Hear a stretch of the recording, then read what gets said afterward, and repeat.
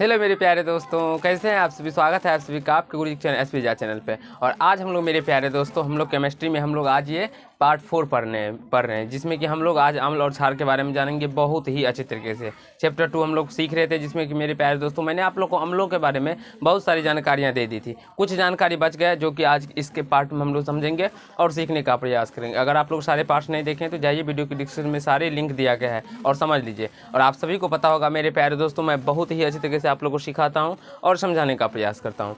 तो चलिए हम लोग समझते हैं सबसे पहले अम्लों का उपयोग। अगर आप सभी को पता होगा, जब हम लोग केमिस्ट्री पढ़ रहे हैं क्लास 10th की केमिस्ट्री को जो कि शुरू किया, हम लोग फर्स्ट चैप्टर को खत्म कर चुके हैं। सेकंड चैप्टर में हम लोग पार्ट 3 तक कर चुके हैं, ये पार्ट 4 है। ठीक है, सारे पार्ट्स को देखिए तभी आपका कंसेप्ट बनेगा। कहा जाता है मेरे प्यारे दोस्तों, साइंस जो होता है ना वो एक क्रमबद्ध ज्ञान को विज्ञान कहते हैं, क्योंकि अगर एक लगातार आप एक लय में नहीं पढ़िएगा तो आपको जो एग्जैक्टली ज्ञान होता है वो आपको नहीं प्राप्त हो सकेगा। इसीलिए आप लोग उसको प्रतिदिन क्या कीजिए ना, उसको वीडियो को देखिए और सीखने का प्रयास कीजिए। और जो जितना मैं आप लोग को बताता हूँ कि एक पार्ट के अंदर, एक क्लास के अंदर, बस उसको आप लोग अपने नोट्स वेंट्स कॉपी पे बना लीजिए और उसको रात को पढ़िए, तभी आप लोग को अच्छे तरीके से याद भी हो जाएगा और समझ में आ जाएगा।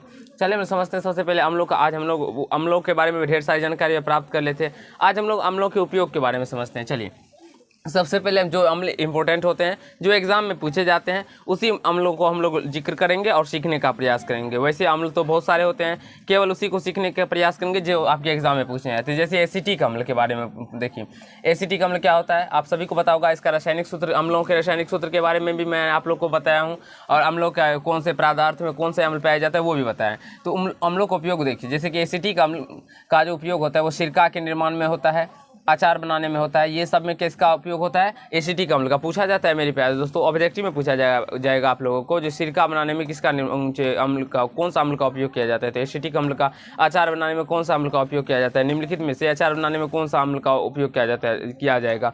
और 4 ऑप्शन दे दिया जाएगा, जिसमें एक ऑप्शन में एसिटिक अम्ल भी रहेगा। तो आपको समझ लेना है मेरे प्यारे दोस्तों, जो सिरका बनाने में, अचार बनाने में एसिटिक अम्ल का। अब देखिए नाइट्रिक अम्ल। नाइट्रिक अम्ल क्या होता है? तो एक्वारेजिया एवं विस्फोटक के निर्माण में, रॉकेट ईंधनों में क्या किया जाता है?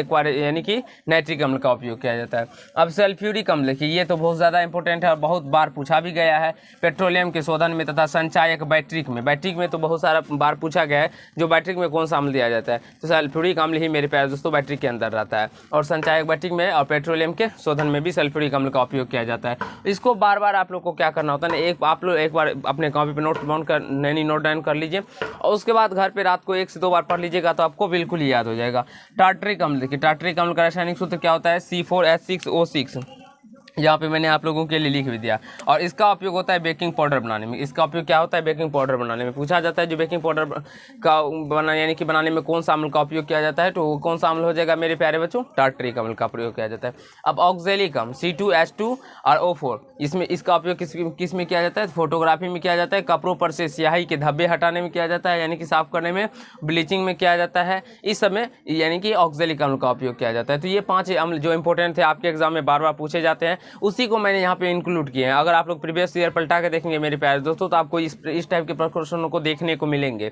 ठीक है, चलिए अब हम लोग उस भस्म को समझते हैं। जो भस्म क्या होते हैं, हमने अम्लों के बारे में आप लोग को बहुत सारी जानकारियाँ दे दी, जो कि हम लोग पार्ट 3 यानी कि पार्ट 3 तक में केवल अम्ल के ही बारे में पढ़े हैं, जिसमें कि अम्ल की परिभाषा, अम्ल के डिफिनेशन, अम्ल के प्रकार, प्रबल अम्ल, दुर्बल अम्ल, तनु अम्ल, सांद्र अम्ल, अम्ल के भौतिक गुण, अम्ल के रासायनिक गुण, सारे के बारे में जिक्र किए हैं। जो अम्ल क्षार के साथ अभिक्रिया करके क्या बनाता है, भस्म के साथ अभिक्रिया कर, धातु के साथ अभिक्रिया करके, धातु के ऑक्साइड के साथ अभिक्रिया करके, कार्बोनेट के साथ अभिक्रिया करके क्या बनाता है, नहीं बनाता है, वो सारे के बारे में जान लिए। अब मेरा प्यारे दोस्तों भस्म स्टार्ट होने जा रहा है, तो भस्म को भी हम लोग बहुत ही अच्छे तरीके से पढ़ेंगे और बहुत ही अच्छे तरीके से सीखने का प्रयास करेंगे।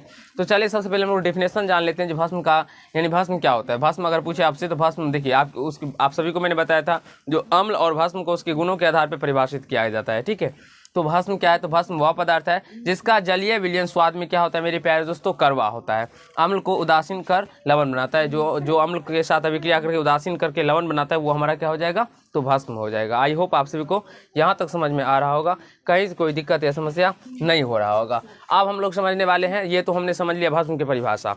अब हम आर्हेनियस वैज्ञानिक जो थे वो क्या दी है अम्ल के बारे में, वो क्या कहें उसको समझते हैं। यहाँ से देखिए आरएनएस अनुसार भस्म वह पदार्थ है जो जल में घुलकर हाइड्रोक्साइड आयन यानी OH माइनस देता है, वो क्या कहलाएगा, भस्म कहलाएगा। ये हमारे आरएनएस वैज्ञानिक जो थे वो कहे थे, जो भस्म वह पदार्थ है जो जल में घुलकर हाइड्रोक्साइड आयन यानी OH माइनस देता है, वो हमारा क्या हो जाएगा, तो भस्म हो जाएगा। जैसे एग्जाम्पल में बात करें NaOH, ये सोडियम हाइड्रोक्साइड है और जब इसको हम लोग जल में मिलाए तो ये हमारा क्या, सोडियम प्लस हाइड्रोक्साइड आयन निकल के आ जाता है। यहाँ से ये पोटेशियम हाइड्रोक्साइड है, यहाँ से ये अमोनियम हाइड्रोक्साइड है। तो उसी प्रकार से ये सारे को जल के जब अंदर अभिक्रिया कराएगा तो ये इस प्रकार से OH माइनस निकल के आता है। तो ये हमारा कहा गया, यही कहे थे आरएनएस के अनुसार जो OH माइनस देता है तो ये हमारा क्या हो जाएगा, तो क्षार हो जाएगा यानी भस्म हो जाएगा।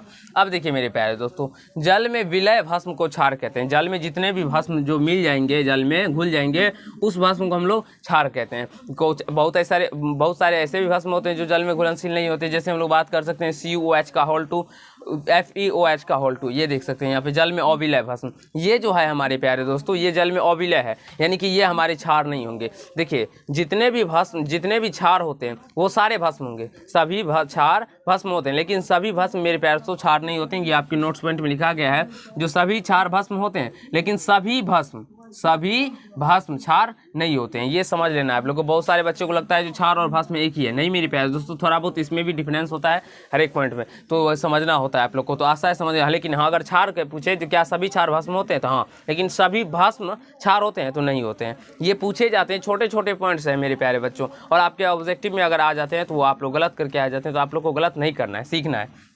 अब चलिए हम लोग बॉर्स्टेड लॉरी के अनुसार समझते हैं जी इन्होंने क्या भस्म किया, यानी कि भस्म के बारे में जानकारी दी। इन्होंने कहा है भस्म वह पदार्थ है जिसमें प्रोटॉन ग्रहण करने की क्षमता होती है। भस्म वह पदार्थ है जिसमें प्रोटॉन ग्रहण करने की क्षमता होती है। उसके बाद चलिए लुईस ने भी बताया इनके बारे में। तो लुईस वैज्ञानिक ने क्या बताया है, तो भस्म वह पदार्थ है जिसमें इलेक्ट्रॉन की निर्जन जोड़ी त्यागने की प्रवृत्ति होती है। लुईस साहब ने ये किया है। तो आई होप मेरे प्यारे बच्चों यहाँ तक आप लोग को समझ में आ गया होगा। तो हम लोग छोटे छोटे ही पार्ट को लेकर चलते हैं, छोटे छोटे ही चीज़ों को समझने का प्रयास करते हैं, बहुत ही अच्छी तरीके से। छोटे छोटे चीज़ लेंगे, यानी कि छोटे छोटे आप लोग को मैं छोटा छोटा करके ही बताऊंगा, जिससे कि आपको समझ में भी आ जाए और आप लोग को ज़्यादा बोरिंग भी फील ना हो। मेरे प्यारे दोस्तों, अगर आप लोग को ये पार्ट अच्छा लगा और आपको इसी तरह के वीडियो रोज़ मिलते रहेंगे, ठीक है, तो आप लोग देखिए और आनंद लीजिए, मजा लीजिए। जो भी वीडियो अपलोड होता है वो आप ही लोगों के लिए अपलोड होता है, इसको देखिए और सीखने का प्रयास कीजिए। तो धन्यवाद दोस्त, आज के पाठ में हम लोग इतना ही करने वाले। अगर आप लोग को ये पार्ट अच्छा लगा हो तो वीडियो को लाइक कर दीजिएगा, कमेंट कीजिएगा, शेयर कीजिएगा, और यदि चैनल पर नए तो चैनल को सब्सक्राइब करके बेल आइकन को प्रेस कर लीजिएगा, जिससे मेरे हर एक वीडियो का नोटिफिकेशन आप तक पहुँचता है। धन्यवाद।